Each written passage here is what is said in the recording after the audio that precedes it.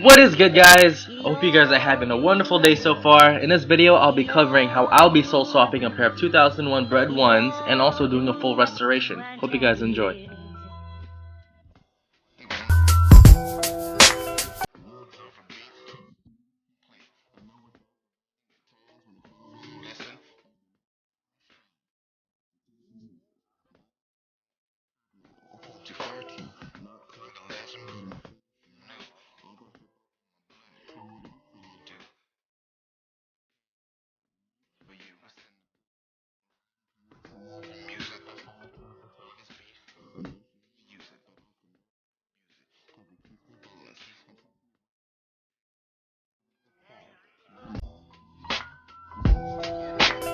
Before we get this party rolling, what we're going to need to do is remove the stitching around the donors first. And how I'm doing this is by removing the thread width.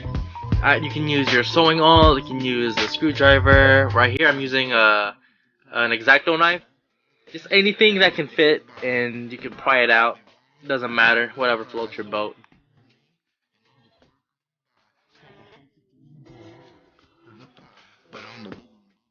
For me, I like to save the thread so I can reuse it when I want to re-swap the soles. So in order for me to reuse the thread, I locate where the start of the stitching begins, which you can see the white thread right there. And then I follow it on the other side, and then I pluck it. And then I pull it at an angle where the secondary string is exposed, and then I just unloop it. And then I just repeat the process throughout the whole sole.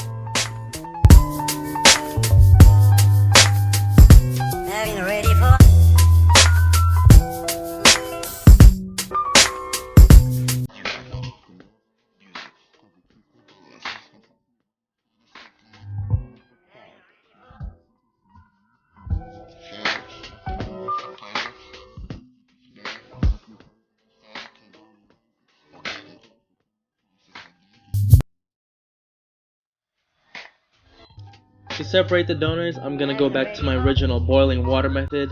You should leave it in there for 10 minutes before you actually do the separation.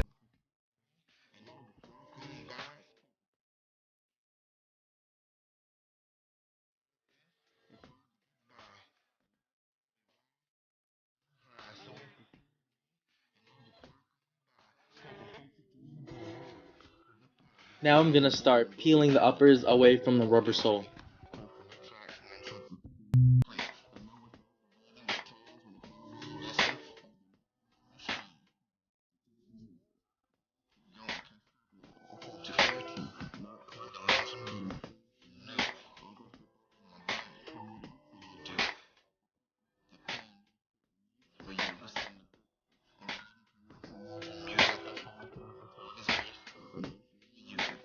To adhere to its maximum potential, we're going to remove that excess material left by the uppers.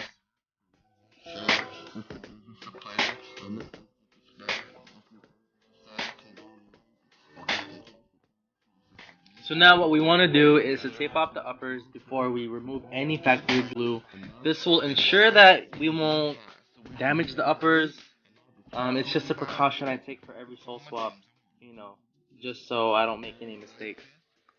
So after we tape it off, we're going to use a heat gun to melt off the existing factory glue, and then we're going to use a cotton ball and acetone mixture to remove the excess glue.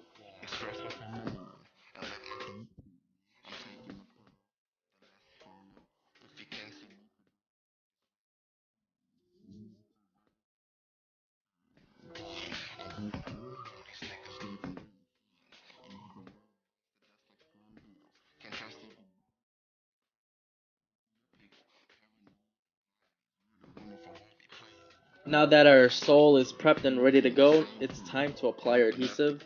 The adhesive that I'm using is Barge Cement Super Stick.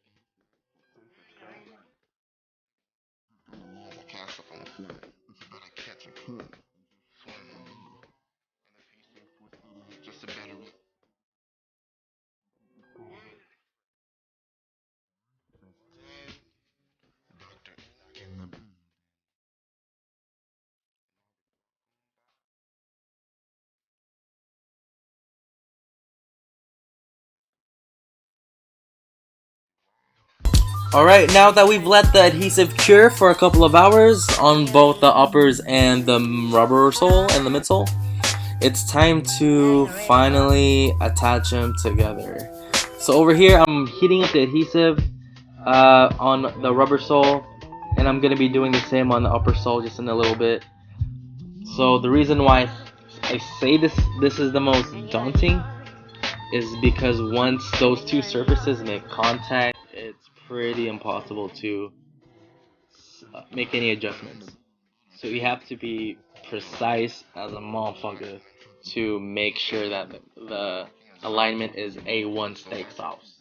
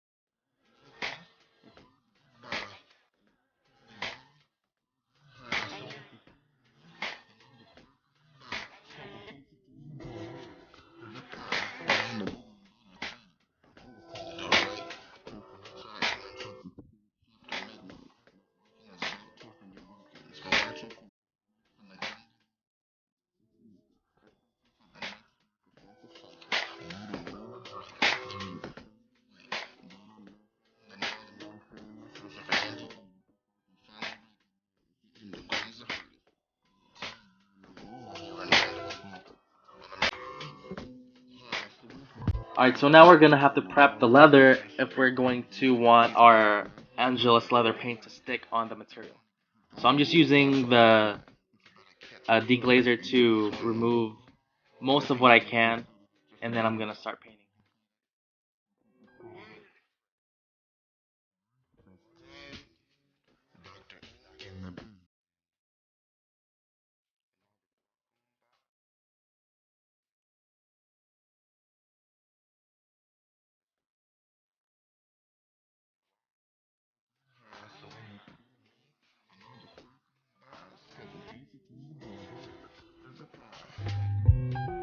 After we've prepped the leather, now it's time to remove the chipping Durabug that is on the swoosh.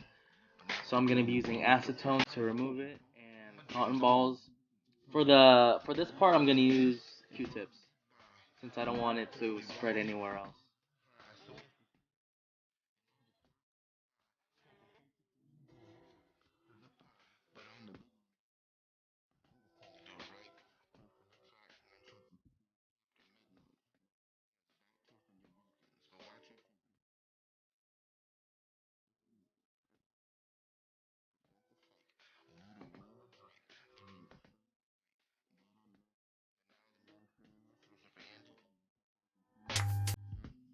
So before we repaint the toe box, I just want to decrease it first so it'll be a lot easier for me to repaint and there won't be any hidden dirt marks or any debris, so it'll be a lot more uniform when I actually repaint them.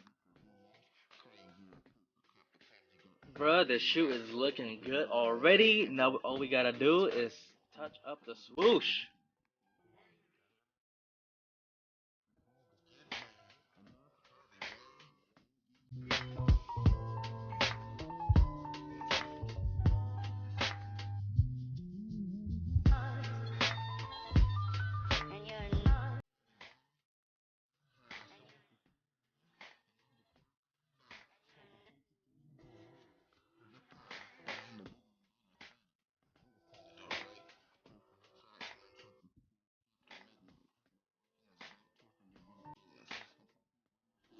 Taking a closer look at the toe box, we can see that there's a lot of scratches.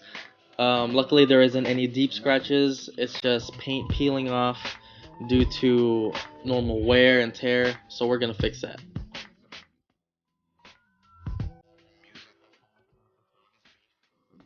Alright, we're almost done, guys. We're now applying our leather paint, which is my own special mix of red and red. All I'm using is red, y'all. So yeah, I'm just gonna apply red where it's needed, on the toe box, on the back panel, everywhere. And we are going to fast forward this now.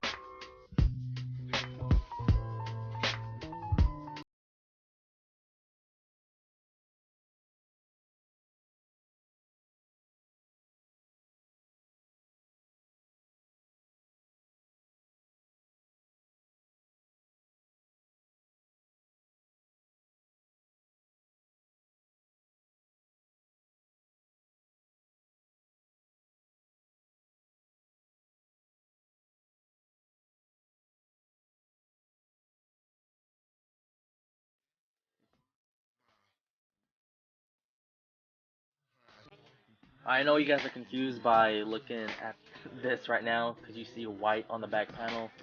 I tried applying my red paint on the back panel without any white paint on it before, and it didn't look uniform. It just looked blotchy. Some areas were darker than other spots, and by doing this, everything will be even. It's gonna be a solid red color, and it'll be a lot more uniform.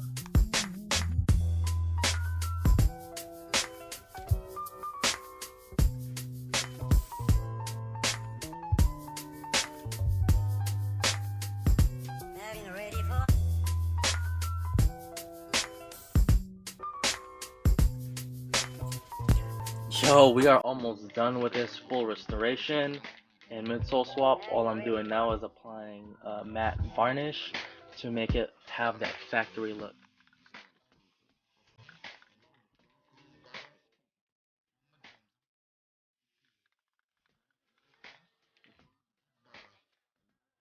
We're almost done with the sole swap project, guys. All I gotta do now is restitch the whole rubber sole back onto the upper leather, and it'll be finished.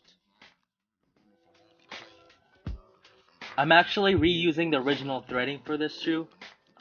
This is the only time I'm using the original threading. If it's on a Jordan 3 or Jordan 4, it's more difficult for me to reuse the original threading since it's short and it's a lot more. I'm unable to reach the thread when it's inside of the toe box. So for the Jordan 3s and Jordan 4s, I like buying my own thread. I like to control how long the thread is, so it's a lot more easier for when I restitch the toe box.